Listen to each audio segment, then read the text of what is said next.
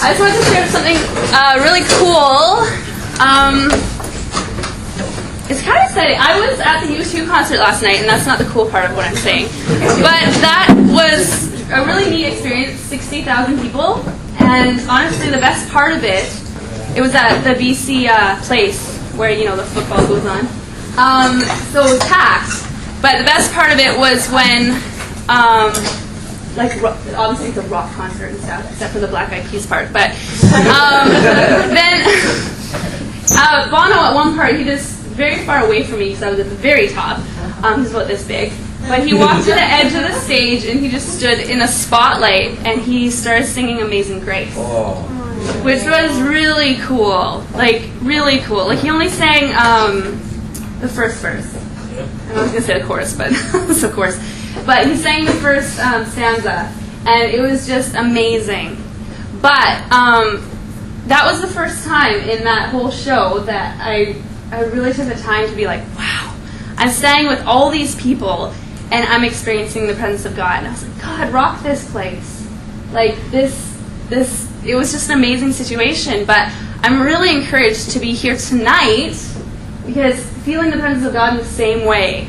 Like, you might think, oh, UCM on a Thursday night, it's raining outside, I got a million papers to do, and I'm here and I'm not feeling it. But God's presence is here. And it's really neat because that's not my word, that's the word of God. Because where 2 or 3 are gathered, He is here. And it's really neat to know that Yvonne, the girl in the back in the red vest, she is an old-timer UCM alumni. Just kidding.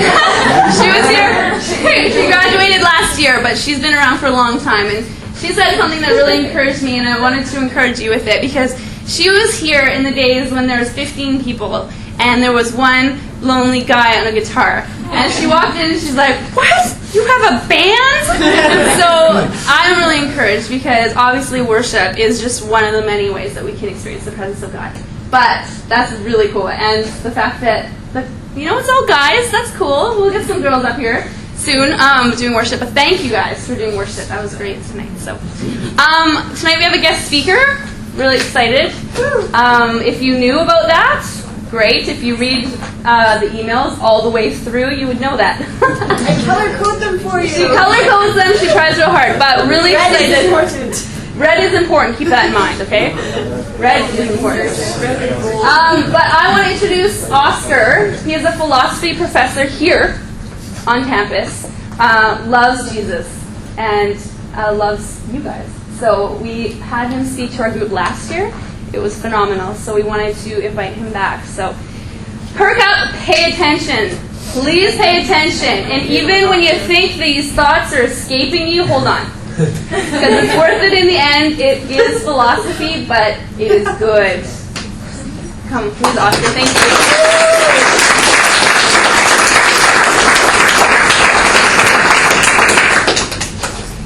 I was just basically thinking how great it is to be here, because I can only see goodness in all of you. I can only see goodness coming from the songs, the words, and this is just really a miracle, because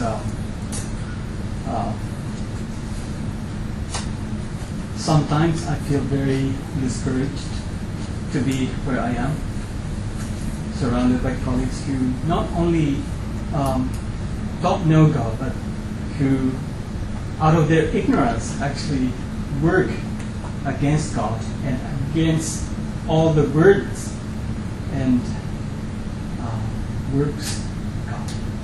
So it feels great to be here, to know that each one of you have had, in one way or another, a deep connection with this so-called supreme being, which is, a philosophical way of describing God. And I'm here today to talk about some of the arguments for the existence of God from a purely philosophical perspective. So instead of me lecturing in a formal sense, I'd rather, just talk to each one of you in a more or less informal way, because I think this is actually a much more profitable way of, discussing things and learning things. So I got some books here too that I brought on purpose. This is just a tiny fraction of some of the books that I have related to God. I don't know if you are familiar with the so-called new movement of the Brights, or the so-called new atheists that been really pushing hard lately, mainly in the Western world, for the so-called God's illusion, delusion, I should say. God is an illusion, or a delusion, or a hallucination. And not many people in the academia are actually aware that, especially in my department, I'm not speaking badly about my department. I think my department is doing a fine job in terms of philosophy. But it's just that they are literally ignorant about the counter-arguments or the counter-movement that the so-called new atheist movement generated. Just to give you an example. So Richard Dawkins wrote the famous book, The God's Illusion. And this is a response, a direct response, the Dawkins delusion, right?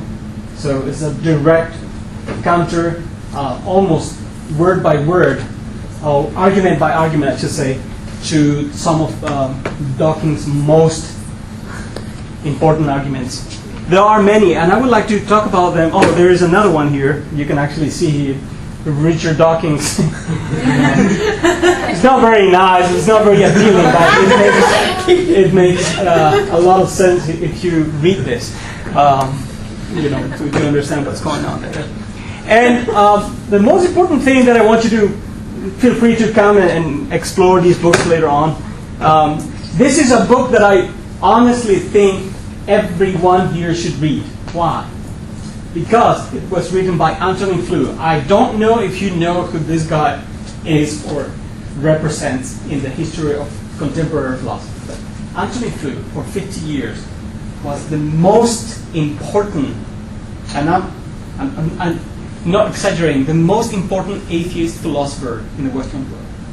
He converted in 2004, based on scientific evidence that some of the theistic philosophers have been basically collecting and systematizing in the last, say, 30 or 40 years.